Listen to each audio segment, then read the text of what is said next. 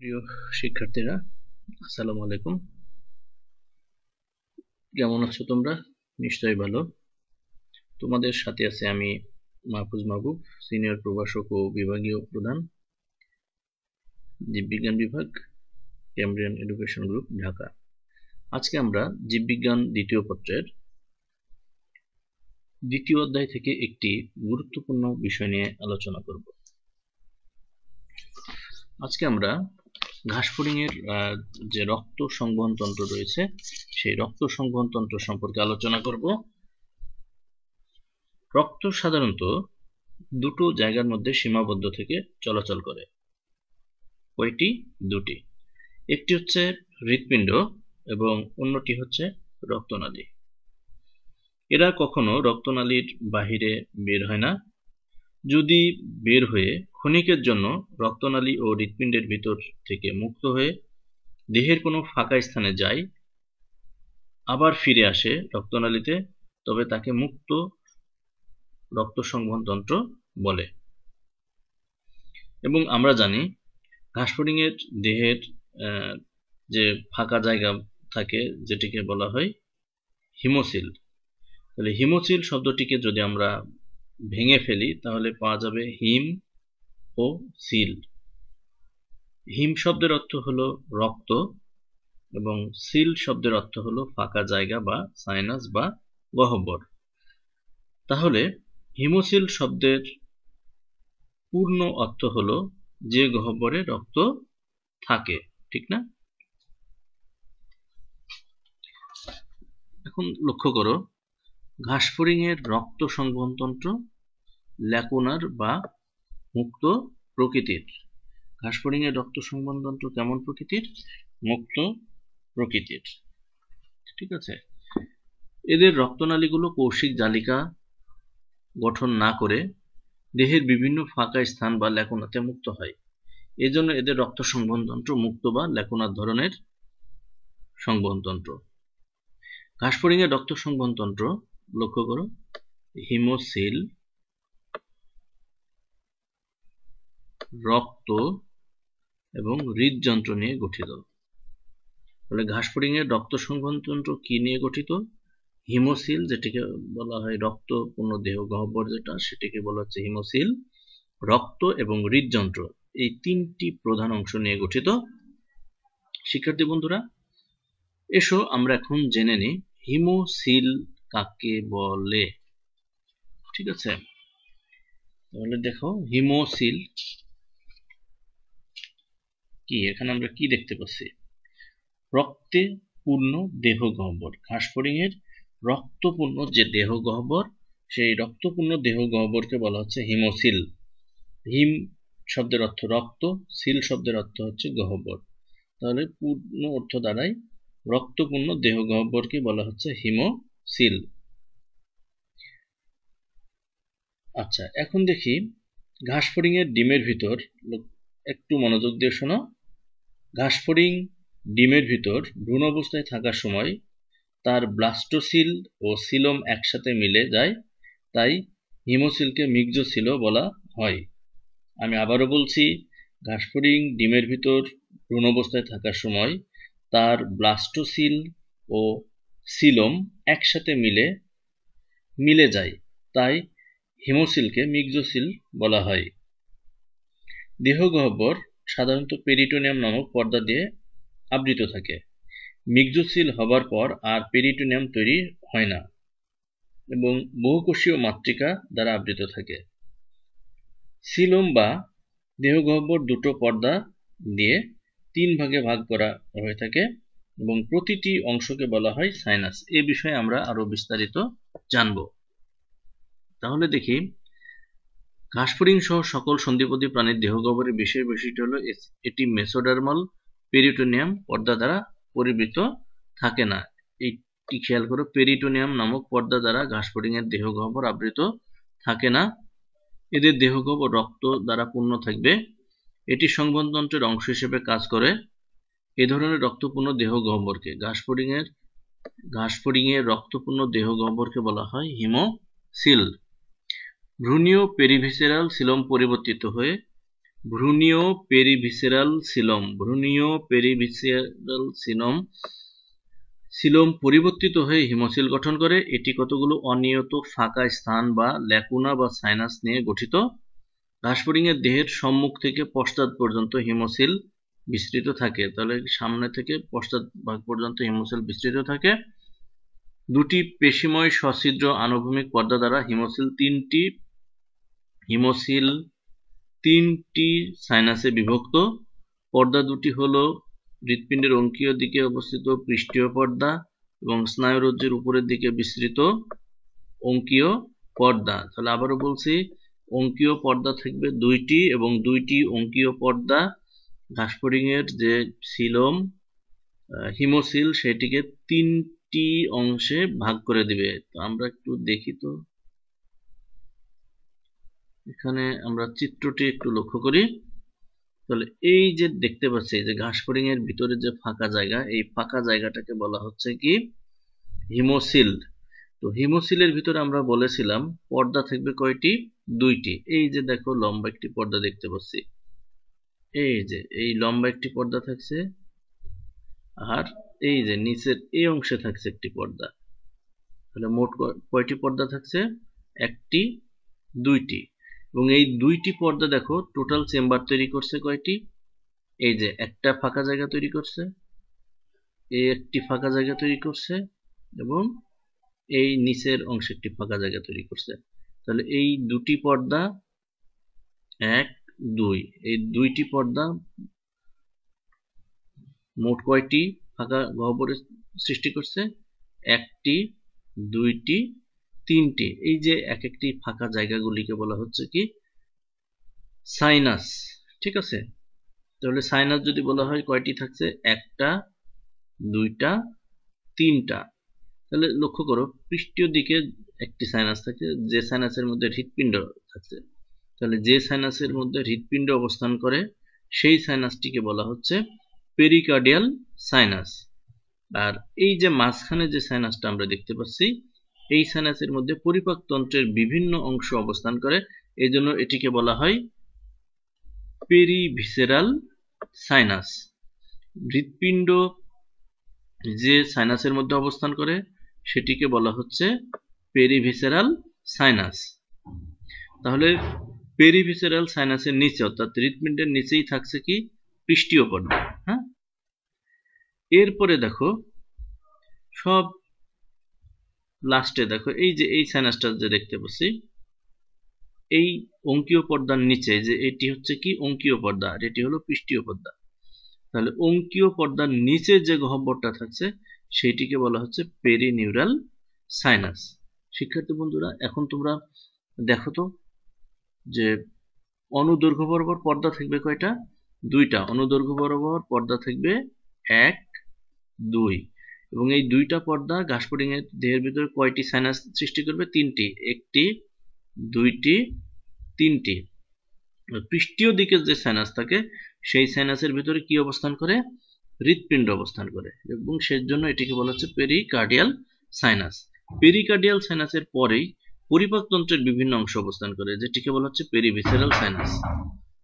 আশা করি বুঝতে পেরেছো। চলো আমরা আবার আমাদের পূর্বের জায়গায় ফিরে যাই।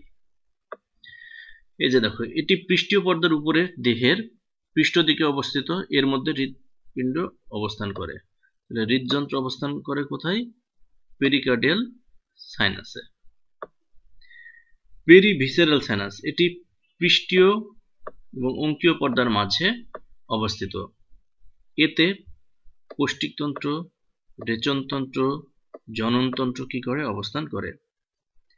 আর অঙ্কীয় পর্দার নিচে যে সাইনাসটি অবস্থান করে সেটিকে বলা হচ্ছে পেরিনিউরাল সাইনাস। এবং পেরিনিউরাল সাইনাসের মধ্যে কি করে? স্নায়ুরজ্জু অবস্থান করে। এখন দেখি আমরা হিমোসিলের কাজগুলি কি। হিমোসিলের কাজ হচ্ছে দেহের সকল যে অভ্যন্তরীণ অঙ্গ সেগুলোকে ধারণ করবে, এটি রক্ত এবং লসিকা ধারণ করবে, এর মাধ্যমে খাদ্যসার এবং বর্জ্য পদার্থ পরিবাহিত হবে। এখন আমরা পরের অংশটিতে যাই। এখন জানবো আমরা হিমোলিম্ফ সম্পর্কে। ঘাসফড়িং এর রক্ত বর্ণহীন। ঘাসফড়িং এর রক্ত কেন বর্ণহীন? কারণ এখানে কোনো হিমোগ্লোবিন থাকে না, এবং হিমোগ্লোবিন না থাকার কারণে এদের রক্তের শ্বসনেও তেমন কোনো ভূমিকা পালন করে না। রক্ত হিমোসিল নামক দেহগহ্বরের লসিকার সাথে মিশ্রিত অবস্থায় থাকে বলে ঘাসফড়িং এর রক্তকে বলা হচ্ছে হিমোলিম্ফ। হিমোলিম্ফের প্রধান উপাদান দেখি কি কি। একটি থাকবে রক্ত রস বা প্লাজমা, আর একটি হচ্ছে রক্ত কণিকা। ঘাসফড়িং এর যে রক্তরস সেটি বর্ণহীন এবং এর 70% হচ্ছে কি পানি। এতে বিভিন্ন খনিজ লবণ, খাদ্য সার এবং রেচন দ্রব্য দ্রবীভূত থাকে। রক্তকণিকা, ঘাসফড়িং এর রক্তরসে হিমোসাইট নামক বর্ণহীন শ্বেত রক্তকণিকা থাকে। তাহলে রক্তকণিকা কি? হিমোসাইট নামক বর্ণহীন শ্বেত রক্তকণিকা দেখা যায়। এদের প্রতি ঘন মিলিমিটার রক্তে 15 থেকে 60,000 হিমোসাইট থাকে, এবং ঘাসফড়িং এর রক্তে কোনো শ্বাসরঞ্জক অর্থাৎ হিমোগ্লোবিন থাকে না। হিমোগ্লোবিন না থাকার কারণে এদের শ্বসনেও তেমন কোনো ভূমিকা নেই। আশা করি বিষয়টি বুঝেছো। হিমোলিম্ফের কাজগুলো একটু দেখে নাও। হিমোলিম্ফের কাজ একটু দেখো। এটি খাদ্য সার, এই যে দেখো এখানে খাদ্য সার, রেচন পদার্থ, হরমোন এবং খনিজ লবণ পরিবহন করে। এটি সামান্য পরিমাণ কার্বন ডাইঅক্সাইড পরিবহন করে। এর হিমোসাইটগুলো ফ্যাগোসাইটোসিস পদ্ধতিতে বিভিন্ন প্রকার জীবাণু ধ্বংস করে। হিমোসাইটগুলো কি করে? ফ্যাগোসাইটোসিস পদ্ধতিতে বিভিন্ন জীবাণু ধ্বংস করে। রক্তের পানি কোষের অভিস্রবণিক ভারসাম্য রক্ষা করে। হিমোসাইটস রক্ত জমাট বাঁধা এবং দেহের ক্ষত নিরাময়ে অংশগ্রহণ করে। শিক্ষার্থী বন্ধুরা, হিমোলিম্ফ সম্পর্কে আরো কিছু আমরা তথ্য জেনে নিই। হিমোলিম্ফ অর্থ: ঘাসফড়িং এর ক্ষেত্রে রক্ত ও লসিকা, খেয়াল করো, ঘাসফড়িং এর ক্ষেত্রে রক্ত এবং লসিকা মিশ্রিত থাকে, তাই এদের রক্তকে হিমোলিম্ফ বলে। হিমোলিম্ফের রং সাদা। হিমোলিম্ফের রং কেমন? সাদা, কারণ হিমোগ্লোবিন নেই। আর যেহেতু হিমোগ্লোবিন নাই, এই জন্য এরা কখনো অক্সিজেন এবং কার্বন ডাইঅক্সাইড বহন করে না। রক্ত গ্যাস পরিবহন করে না, তাই শ্বসনে এদের হিমোলিম্ফের তেমন কোনো ভূমিকা নেই। গ্যাস বাদে অর্থাৎ অক্সিজেন এবং কার্বন ডাইঅক্সাইড বাদে বাকি কাজ এরা করে। বাকি কাজের মধ্যে কি? খাদ্য সার, রেচন দ্রব্য, হরমোন পরিবহন করা, রক্ত জমাট বাঁধতে সাহায্য করা, জীবাণু ধ্বংস করা, ডানার সঞ্চালন এবং কোলস মোচনে সাহায্য করা এদের গুরুত্বপূর্ণ কাজ। শিক্ষার্থী বন্ধুরা, আসো আমরা এখন ঘাসফড়িং এর হৃৎপিণ্ড সম্পর্কে একটু জেনে নেই। ঘাসফড়িং এর হিমোসিলের পৃষ্ঠদেশে টার্গামের নিচে 7 প্রকোষ্ঠ বিশিষ্ট হৃদযন্ত্র অবস্থিত। তাহলে যদি বলা হয় ঘাসফড়িং এর হার্টের প্রকোষ্ঠ কয়টি? 7টি। তাহলে এদের যে পৃষ্ঠদেশে টার্গামের নিচে থাকবে হৃৎপিণ্ড। এর প্রাচীর পেশিবহুল। এটি দেহের, এই যে দেখো, এই যে এটি হচ্ছে কি টোটালটা হৃৎপিণ্ড, 7 প্রকোষ্ঠ বিশিষ্ট। ঠিক আছে, এই যে এটি হচ্ছে কি হৃৎপিণ্ড। এটি দেহের পৃষ্ঠ মধ্যরেখা বরাবর পেরিকার্ডিয়াল সাইনাসে মস্তক হতে পায়ে পর্যন্ত বিস্তৃত থাকে। হৃদযন্ত্রের প্রতিটি প্রকোষ্ঠ ফানেল সদৃশ। এই যে এই প্রকোষ্ঠগুলো দেখো, এগুলো হচ্ছে ফানেলের মতো। এই যে একটা, এই যে এই প্রকোষ্ঠগুলো হচ্ছে কিসের মতো? ফানেলের মতো। এদের পশ্চাৎভাগ চওড়া এবং সম্মুখ অংশ ক্রমশ সরু। তাহলে দেখো, এই যে পিছনের যে অংশটা, এই যে পিছনের অংশটা দেখো চওড়া, এবং সামনের যে অংশটা, সেই অংশটা ক্রমশ সরু। তারপরে কি বলছে? সরু অংশ দ্বারা অগ্রবর্তী প্রকোষ্ঠের চওড়া অংশের সাথে যুক্ত থাকছে। তাহলে এই যে এই অংশটা চওড়া, সামনের অংশটা সরু। সরু অংশ দ্বারা কি হচ্ছে? উপর যে প্রকোষ্ঠ থাকছে সেই প্রকোষ্ঠের সাথে কি হচ্ছে? এই সরু অংশের মাধ্যমে যুক্ত থাকছে। সংযুক্ত স্থানের উভয় পাশে একটি করে অস্টিয়া নামক ছিদ্র থাকে। এই যে এখানে যে ছিদ্রগুলো থাকছে, এই জায়গায় কি থাকছে? ছিদ্র থাকছে। এই ছিদ্রগুলোকে বলা হচ্ছে কি? অস্টিয়া। তাহলে অস্টিয়া নামক কি থাকবে? ছিদ্র থাকে। এইসব ছিদ্র দিয়ে রক্ত পেরিকার্ডিয়াল সাইনাস থেকে হৃদযন্ত্রে প্রবেশ করে। প্রতিটি প্রকোষ্ঠের সরু প্রান্তের শীর্ষে একটি ছিদ্র থাকে। হৃদযন্ত্রের সকল প্রকোষ্ঠ সমূহ অন্তর্বাহী কপাটিকা দ্বারা সুরক্ষিত থাকে। অর্থাৎ এই জায়গাগুলিতে কি থাকে? ভালভ থাকে বা কপাটিকা থাকে, এবং এই কপাটিকা গুলো কাজ হচ্ছে কি? রক্তের যে ফ্লো একমুখী রেখা, অর্থাৎ রক্ত যেদিকে প্রবেশ করছে সেদিকে যেন ব্যাক করতে না পারে সেই কাজটা নিশ্চিত করে। দেখো, হৃদযন্ত্রের প্রথম প্রকোষ্ঠটির সম্মুখভাগ ক্রমশ শুরু হয়ে, খেয়াল করো, হৃদযন্ত্রের প্রথম প্রকোষ্ঠটির সম্মুখভাগ ক্রমশ শুরু হয়ে একটি নলাকার গঠন করে। এই অংশকে বলা হয় পৃষ্ঠীয় মহাধমনী। আমরা একটু দেখি চিত্র। তাহলে কি বলছে, প্রথম প্রকোষ্ঠ, এই যে প্রথম প্রকোষ্ঠ দেখো অনেক লম্বা হয়ে গেছে, দেখছো? লম্বা হয়ে কি করছে? পৃষ্ঠীয় মহাধমনী গঠন করছে। প্রথম প্রকোষ্ঠ কি হচ্ছে? অনেক লম্বা হয়ে যাচ্ছে, লম্বা হয়ে কি করছে? পৃষ্ঠীয় মহাধমনী গঠন করে। এটি মস্তকের, এই যে এটি হচ্ছে মাথার যে সাইনাস থাকে, সেই সাইনাসে কি হচ্ছে? পৃষ্ঠীয় মহাধমনী উন্মুক্ত হবে। প্রতিটি, এবার লক্ষ্য করো, আমরা প্রত্যেকটা লাইন বাই লাইন পড়বো এবং বোঝার চেষ্টা করব। তারপরে কি বলছে, হৃদযন্ত্রের প্রতিটি প্রকোষ্ঠের পার্শ্বভাগ একজোড়া ত্রিভুজ আকৃতির পেশি যুক্ত থাকে। এই যে দেখো 1 2, অর্থাৎ এক জোড়া কি করছে? এই যে ত্রিভুজের মতো এই যে পেশিগুলি থাকছে, এই পেশিগুলিকে বলা হয় কি? অ্যালারি পেশি। ঠিক আছে? তাহলে প্রত্যেকটা প্রকোষ্ঠে কি থাকছে? এক জোড়া ত্রিভুজ আকৃতির পেশি যুক্ত থাকছে। এই যে এইগুলি হচ্ছে কি? অ্যালারি পেশি। ঠিক আছে? আশা করি তোমরা বুঝতে পারছো।